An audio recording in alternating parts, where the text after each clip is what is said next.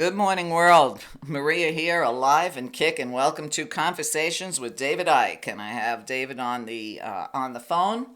And today we're going to give you a lot of hope and a lot of direction. How's that for a change? So let me say good morning to David. Good morning, David. Morning, Maria.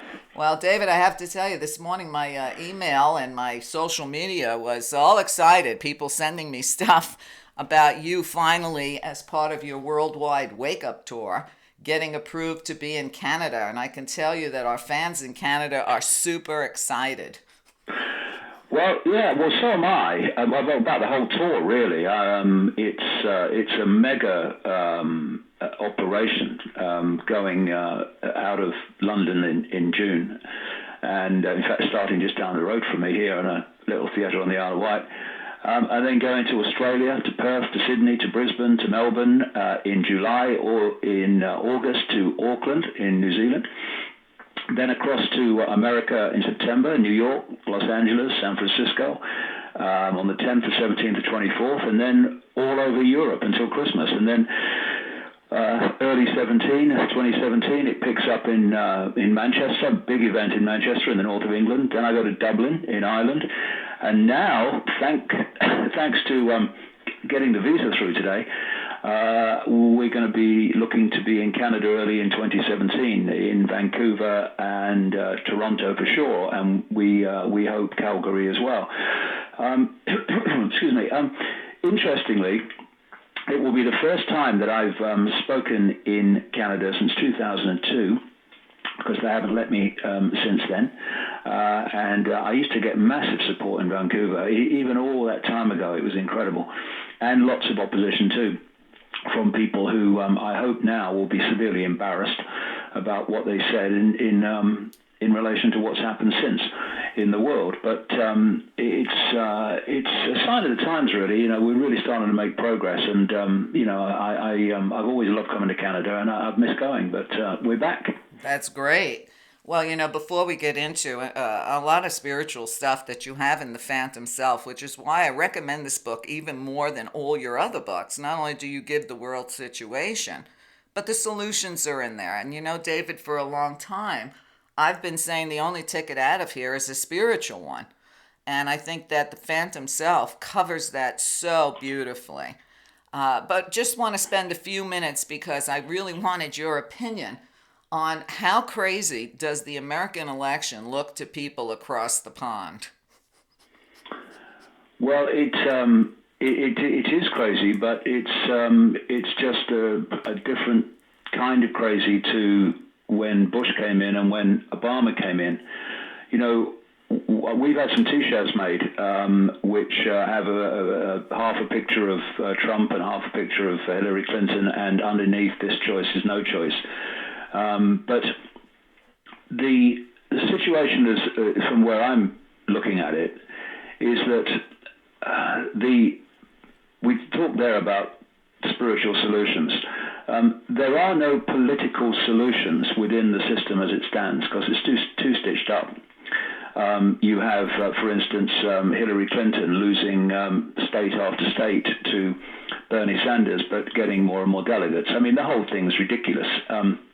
And what has happened is, over the last 10, 15 years, people have become more and more aware, more people have become aware, that it's a one-party system. And people have started to realize that it doesn't matter who you vote for, as the saying goes, the government still gets in. So what they've had to do in more recent times, especially post-Bush, is to keep people's interest in the system, in the process, and keep people focused on it and interested in it and engaged with it by basically putting people forward to keep the interest going. So, for instance, after Bush, you had the first black president in Barack Obama. Here you go, it's the first black president. It's historic. Okay, so that kind of engages you. And of course, he went all over the United States and everywhere else in his first election campaign, saying change, change, change, I stand for change. And of course, when you then look at the last 8 years, he has just continued the basic themes and the direction of Bush before him, and he's changed nothing, it's just moved on. So now we have a circus, a puppet show, where the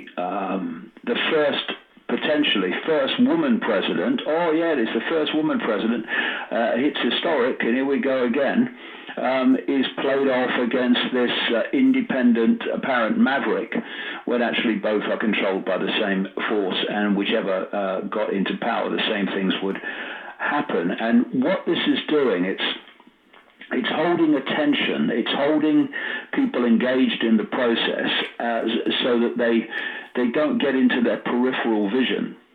We can get into that when we get into the spiritual side of this. They get into their peripheral vision, where they can actually see how the dots connect and actually see that it's all a load of nonsense.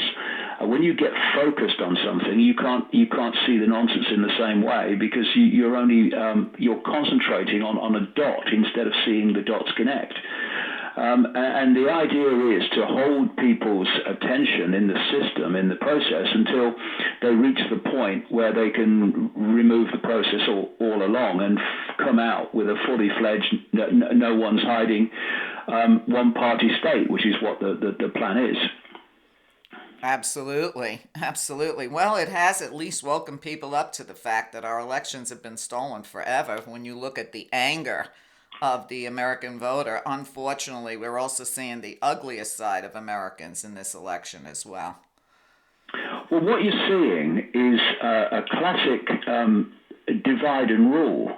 You know, when I see Trump supporters and Sanders supporters, or whatever group it is, arguing with each other and fighting with each other and cursing each other, basically what they're doing is focusing on, again, the process, the dot, their man or their woman, and they're not in their peripheral vision symbolically looking up and seeing a pair of hands holding two lots of strings, which connect with both them and the people they are cussing and fighting and arguing with on quote, the other side. There are no sides.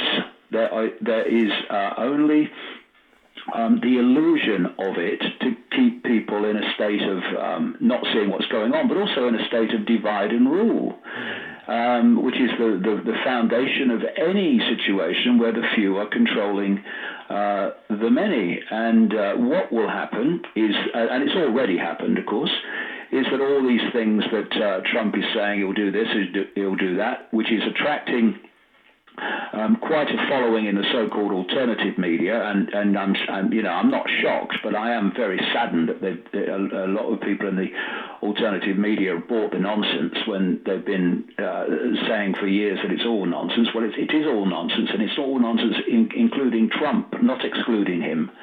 And what he says, and then what he does, and indeed what he says and then what he says a little bit further down the road, are not the same thing. And it's the same with Clinton. I mean, both of them will take us into a war. Clinton will absolutely take us into a war. That's what the people behind her are aiming towards, World War III, and she'll be there doing the things necessary to make it happen for those in the shadows. We now have a situation where massive donors to both of them are mega Zionists who are their focus is not even the United States, it's Israel, and so you look on that level, it doesn't matter which of the two gets in. Israel, it will be Israel right or wrong with both of them. So it's the illusion of choice, and we have to have the illusion of choice. Otherwise, we'd realize we have no choice, and then we might actually say, hey, we're not having this anymore. So the illusion of democracy, choice, freedom have to be constantly sold. When I first came to America a long time ago, and I kept hearing this line, America's the freest country in the world, and all that stuff, I thought, why do you have to keep saying it? Should be obvious by what happens. But they have to keep telling you to hide the fact that it's not. Right, exactly, which of course fits in perfectly with your description of the inverted world that we live in.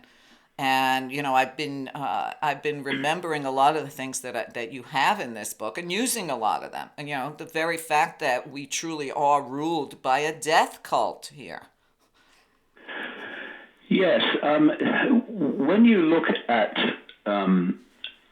the world, it is largely an inversion. And in terms of the system and those that direct it, it is completely an inversion.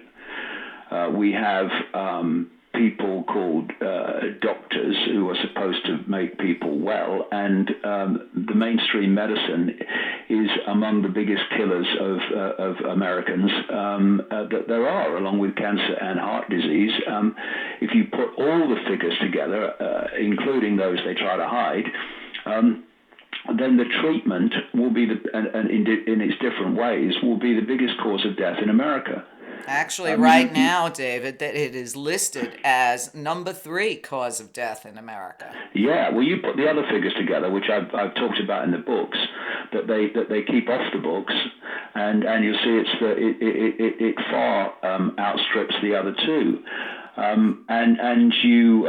We're supposed to have a situation where you have democracy and freedom in politics, but you have a one-party state.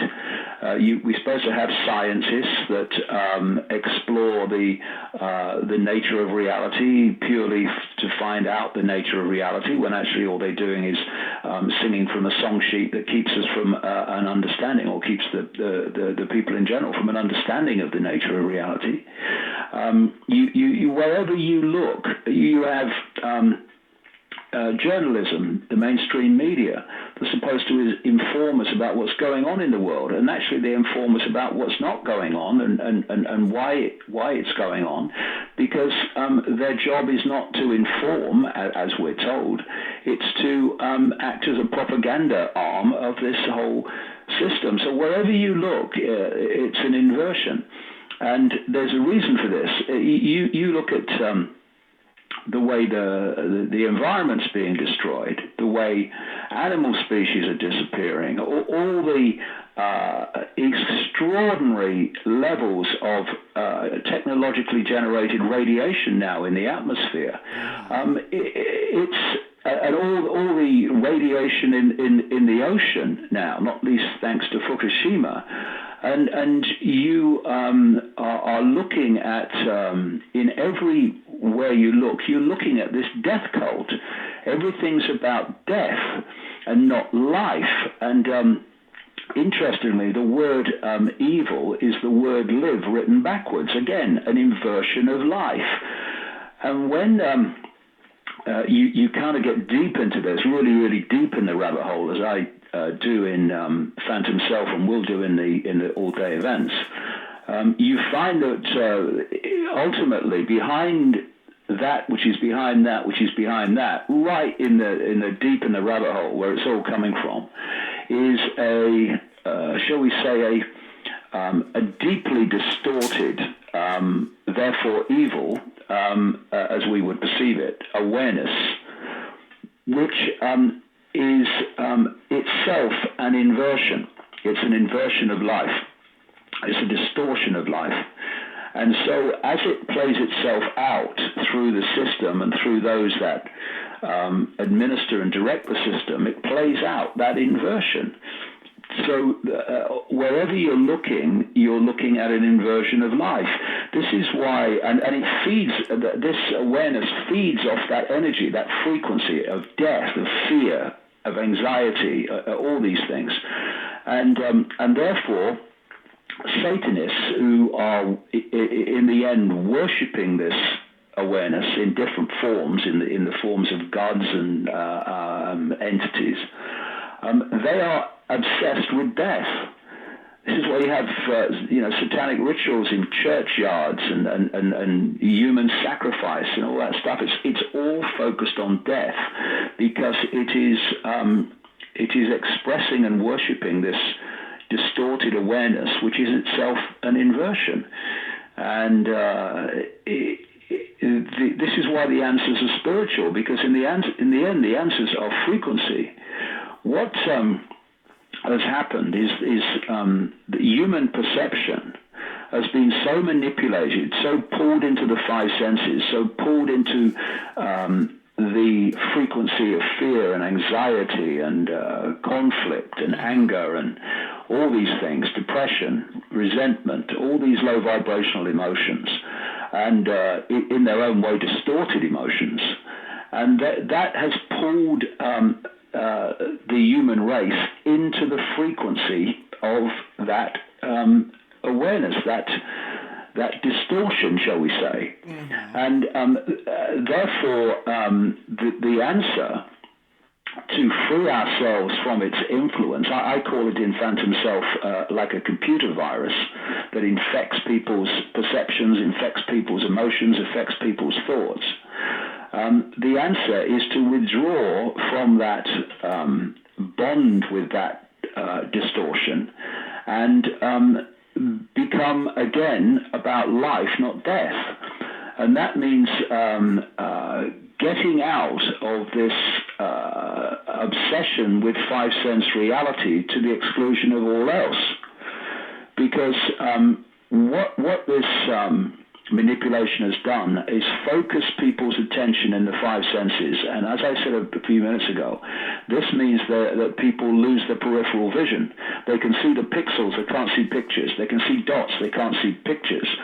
And there was a video on YouTube, whether it's still there, on the internet, where it starts with basketball players bouncing a ball around, and the words come up and basically say, count how many times the ball is passed. And that's what people do. And then at the end, some more words come up, and they say, did you see the gorilla? And most people don't. And then what they do is play the video back, and right in the middle of while the people were watching the ball being passed, someone in a gorilla costume walked into the middle of the shot, looked around and walked off. And most people don't see it because their focus is so much on the ball that they don't see everything else that's going on in the picture. And that's very, very symbolic of what happens when we get pulled into five sense reality. We are so focused on the dot of the five senses, we lose peripheral vision. And so there are so many benefits and so many foundation things that happen when people start to change their point of self-identity. So they stop self-identifying with being their name, their race, their color, their religion, their country or whatever, and realize that that's not who we are. They are experiences that who we are, pure awareness, the state of being aware, is having. Right. And so you are in this world, but not of it in terms of your point of observing the world. So you can see and enjoy and experience the five senses and the experiences of the five senses, but your point of self-identity is not that is you, it's that is you having an experience. And right. Well, when we fall for what I call label consciousness, I am a, whatever it is, that's when our perceptions and focus get pulled into little me, into phantom self. And at that point, you can see virtually nothing. But when you withdraw from that by rejecting the programming, rejecting the perception programming, by re-identifying with another level of you, the awareness that is you, the eternal awareness that is you, suddenly your point of attention expands, And as it expands, dots start to connect, because from that point of observation, you can see how they connect. And that changes everything. It changes your own self-power, if you like, to direct your own life, and it massively affects your ability to see things you couldn't see before.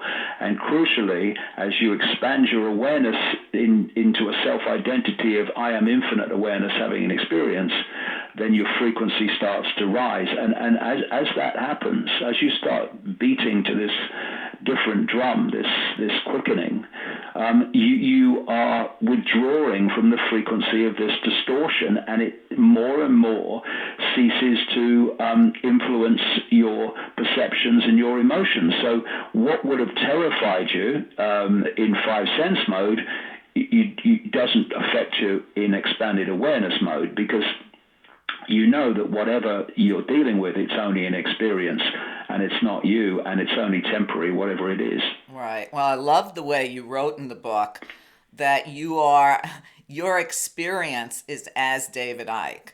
You kind of separate yourself from your label, your name.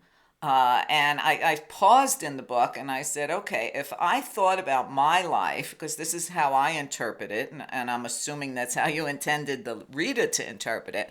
If I look at my life as I am just having an experience as Maria Heller, not Maria Heller, it makes life a lot easier to handle, to realize this is just the vehicle you picked to be in this Yeah. experience. I mean, you see, you look at people who are born into a Muslim family, and they're almost certainly going to turn out to be Muslims. You look at people born into a Jewish family, and they're almost certainly going to follow Judaism. And same with a deep South Christian family, etc. And so what happens is, when our awareness begins to experience what people call an incarnation. I think there's more to it than that, but anyway, that'll do. And you then go through this programming, this perception programming, and you take on a perception of reality, and it's normally a dot. And I have this phrase, my dot is the only dot. And so a Muslim dot will see the world from the Muslim dot perspective, and will be able to be divided and ruled with the Jewish dot or the Christian dot, and so on. But when you expand your awareness beyond the dot, and you realize whatever you're experiencing, whatever you've been told you are, is only an experience, it's only a label, then you may not be a Muslim, but just because someone's a Muslim, you don't have a problem with them.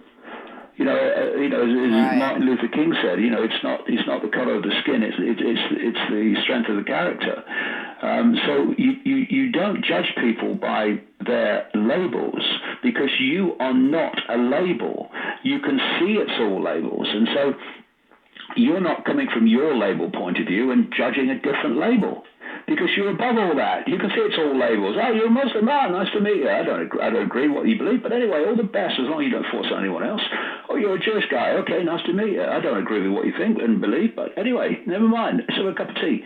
As long as you don't force it on anyone else, and so on. And we can live the label without all this madness and chaos and conflict, if we come from the point of understanding that the label is a label, it's an experience, it's not who we are. And the infinite awareness that I am is the infinite awareness that you are, the infinite awareness that a Muslim is, and a Jewish guy is, and a Christian is, and all the rest of it. And from this point of view, we can live together without fighting together, without seeking to impose our belief upon someone else because of some arrogant idea that because you believe something, everyone else must also believe it. And I don't self-identify with David Icke. I don't. I self-identify with being infinite awareness, having an experience called David Icke. And it is a very different way of living your life, because you're looking at things from a completely different perspective. And what would affect you as a David Icke mode person don't affect you when you are in this other self-identity. I am awareness having that experience.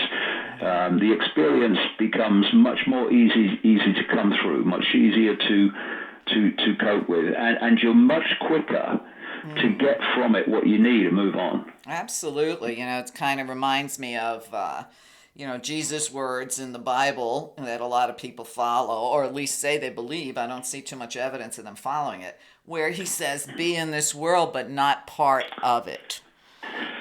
Yeah, because once we, this is why this reevaluation of self-identity is crucial. I mean, it's not only crucial; it's the answer, because if you get pulled into the five senses, then and you perceive that if you can't see it, touch it, taste it, etc., then it can't exist.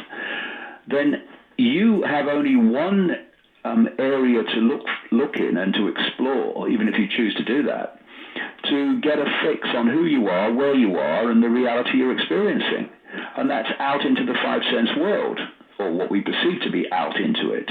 And that information that comes back from the education system, comes back from the mainstream media, comes back from scientists, comes back from doctors, etc., politicians, and that's controlled by this network. So that's how the programming works. And if you don't have other levels of yourself beyond the program, beyond the five senses, that are filtering that information and looking at it from another angle, then all you're doing from cradle to grave is downloading your perceptions from the system, which has in its gun sights the ambition of total control of your thoughts and sense of reality. And if you look through history, Meria, and cultural history around the world, you find that it's the visionaries, as they are called, who could see beyond the physical and perceive beyond the physical, who could move their point of observation beyond the physical, or what we perceive to be physical, that were considered to be the most dangerous people to authority. Because authority doesn't want people to think out of the box, because authority gets its power from people being in the box. And it's still today, those who are able to look at things from another angle, a deeper level of consciousness, are considered the most dangerous of all, because what they offer is another explanation for what's going on in the world, another explanation for reality itself, another explanation for life itself, who we are itself. And that challenges the manufactured consensus of all these things, which basically says that we have no power, we're just little me. From a scientific point of view, if you can call it science, we are born, go through a cycle and then die, and then that's the end of it. Their consciousness is in the brain and all that stuff. And we therefore are going to get nowhere, either in seeing what's really going on, seeing the answers to what's going on, and getting a fix on the world we live in, the reality we're experiencing, and what we really are. It's not going to happen. So the awakening is the awakening from the program. It's not about seeking enlightenment. This is a big myth. We are enlightened. We are infinite awareness having an experience. What we need to do is not find enlightenment and find what we already are.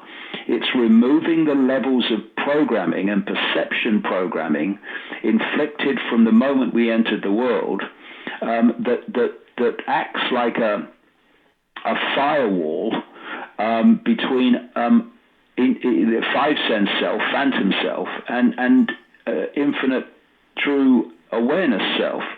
That's what we need to do. And to do that, people need to get a blank sheet of paper in their mind or literally, and say, okay, what goes on here now in terms of what I believe about anything is going to be from my own experience, my own feelings, what adds up to me, what makes sense to me, and not any longer what the system in its various forms has told me to believe about the world, world events and me.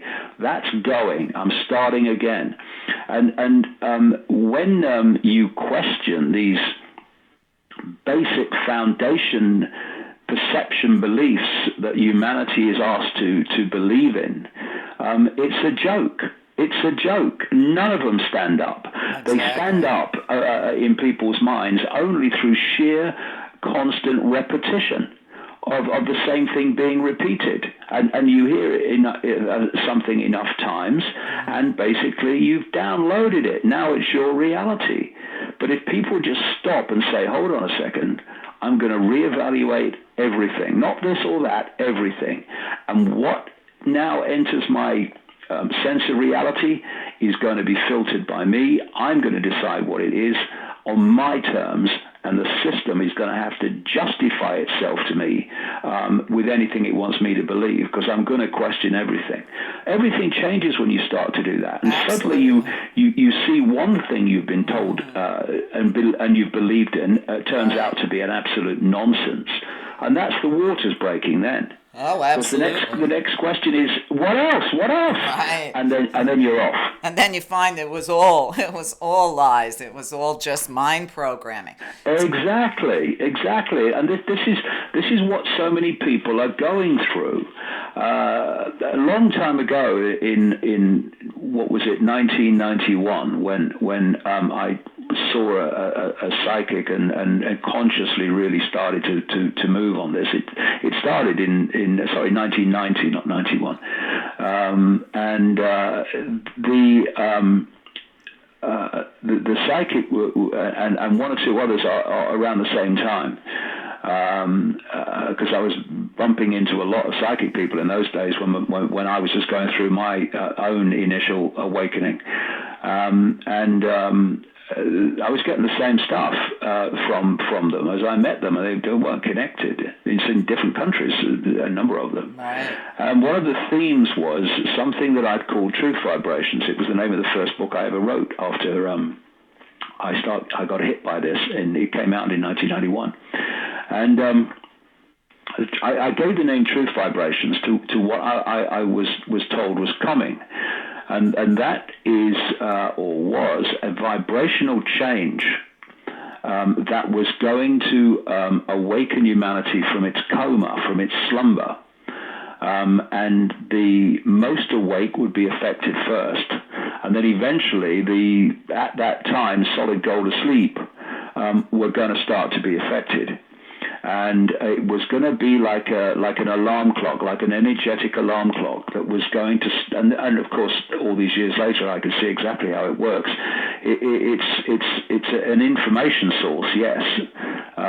It's a consciousness energetically, but it's also a vibrational means to break up the density. To break up the density of five sense focus.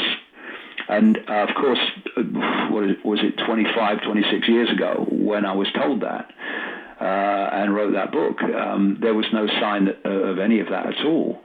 But when I look today, and one of the reasons I'm going out on this world tour is because I'm seeing very, very rapidly increasing numbers of people who are starting to wake up to the fact that the world and, in many cases, life is not what they thought it was.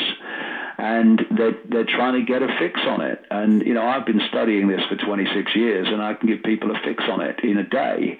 Exactly. So that's why I'm doing it. But when I look at the numbers, Meria, and not only that, the kind of people that are waking up now and starting to reevaluate everything, it does fit remarkably well with that truth vibration phenomenon that I was told about all those years ago. And that's excellent. David, we're going to take a short break. When we get back, I'd like to talk a little about the difference between our energetic selves and our holographic selves. So stay with us. Dave and I will be right back.